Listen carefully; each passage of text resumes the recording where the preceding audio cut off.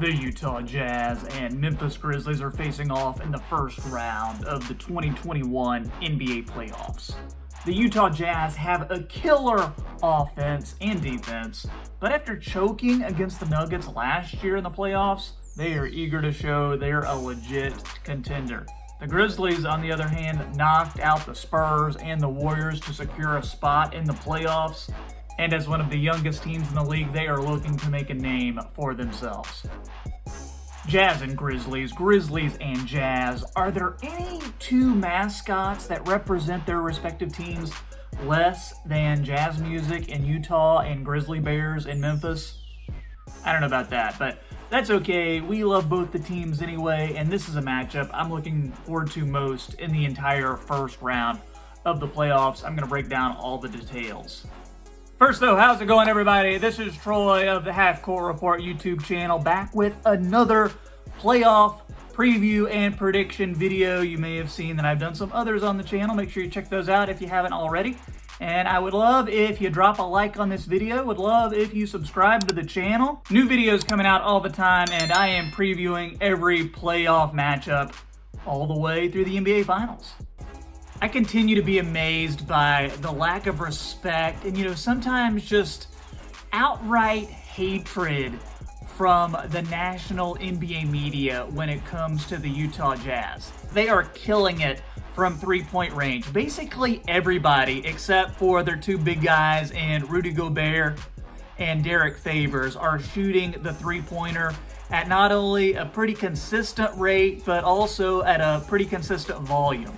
There's a few key reasons why the Jazz are, I think, a pretty much improved team from where we saw them last year. One reason, of course, those three-pointers. Another reason is because of the play of Mike Conley. So if you're a fan of this channel, you'll know that I'm a Grizz fan. I watched Mike Conley for 10, 12 years when he was in Memphis, all the way since he was a rookie drafted 4th overall. When Conley was traded to the Jazz, it was kind of a bittersweet moment because the Grizz were rebuilding. We wanted Conley to go to a nice team that had a chance not only to get into the playoffs year after year, but maybe hopefully compete for a championship. And Grizzlies fans were really happy with the return that we got from that Mike Conley trade. And I think at the time, Utah was pretty happy with the trade as well. But it turns out Conley took some time to adjust to this new Utah team. Because think of it this way, he'd been playing with the same guys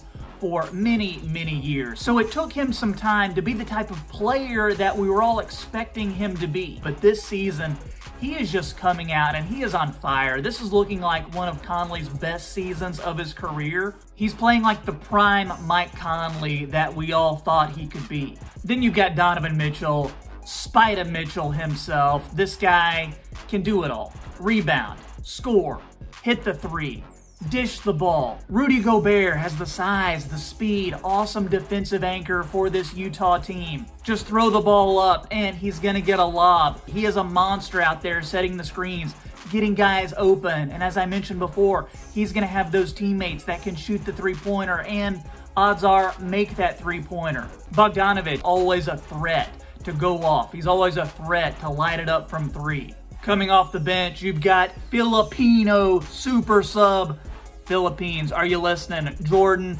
Clarkson. This guy, I think he should be 6th man of the year. Since Clarkson came over in that trade from Cleveland last year, he has really been doing well for this Utah team. Signing him this offseason was a definite priority. I'm glad they did it. Clarkson is 2nd place on the Jazz team in scoring. Then you have Joe Ingles. You have Derek Favors. I think these guys would be starting on a lot of teams. When you add those guys to the 5 starters you have, conceivably you could have like 6, 7, 8 guys that should be starting on other teams. So when you have your 8 starters, that really bodes well for your offense, for your defense, and just doing really well this season, advancing into the playoffs. So you add all this together, great offense, great defense, smart players, guys who can play well together, lots of chemistry, guys who know their role. really good coaching in Quinn Snyder, one of the best defensive players, if maybe not the best defensive player in the league right now, in Rudy Gobert. You have a backcourt star in Donovan Mitchell, then all the glue guys who can help hold the rest of the team together. You have a team that is poised to make a deep playoff run. Let's talk about the Grizzlies now, and as a Grizzlies fan, I am more excited about the future of this franchise than I have ever been. And probably the biggest reason for that is Ja Morant. His freak athleticism, the way he gets his teammates involved, the way he's able to see plays before they happen, all that is going to make him a multiple-time All-Star and a possible future MVP in this league. The only thing holding him back is a consistent three-point shot and getting a little bit better on the defensive end. His running mate is Jaren Jackson Jr., who missed much of the season with an injury, and he is still rounding back into form. Jaren is stretch big, who continues to develop good chemistry with Ja, and if he can stay out of foul trouble, I like what he brings to this Utah series.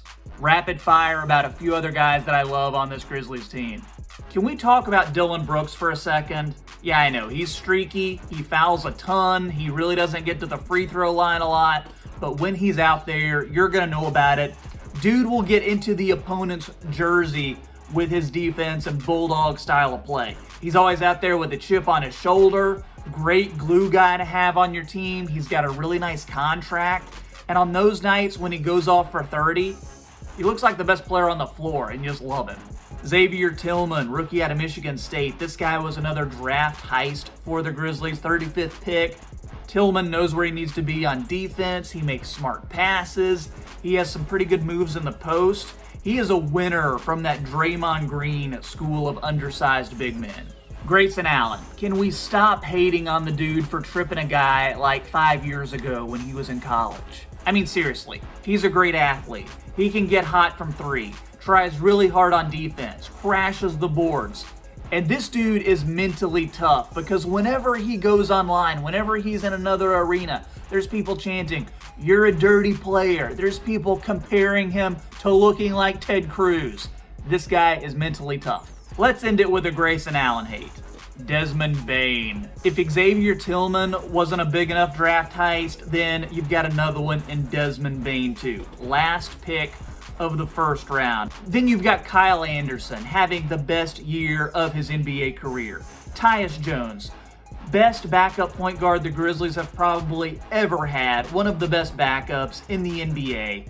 DeAnthony Melton, defensive menace. He's improving as a shooter. He's a solid rebounder for that guard spot.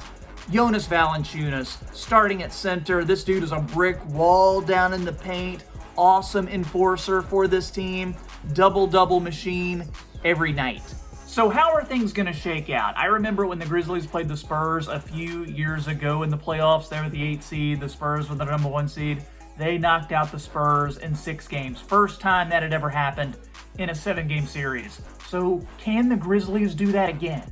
There's no debate that Utah is a great team. I'm taking nothing away from them, but this is a Memphis team that is hungry. Ja Morant, I think a future MVP, all eyes on him. He is going to be on another level during this playoff series. This is going to be a hard-fought battle, but I see the Grizzlies shocking the NBA and winning in 7 games. Let me know in the comments who you've got winning this series. Make sure to drop your predictions down below. Also, check out the other prediction and preview videos that I have posted on this channel. If you enjoyed today's content, make sure you drop a like on it. Would love if you do that. It really helps in supporting the channel. Make sure you are subscribed to this channel as well so you never miss another NBA video. I got content coming all the time. Well, hey, that's all I got for you today. Thanks for watching. My name is Troy, and I'll see you next time on the Half Court Report.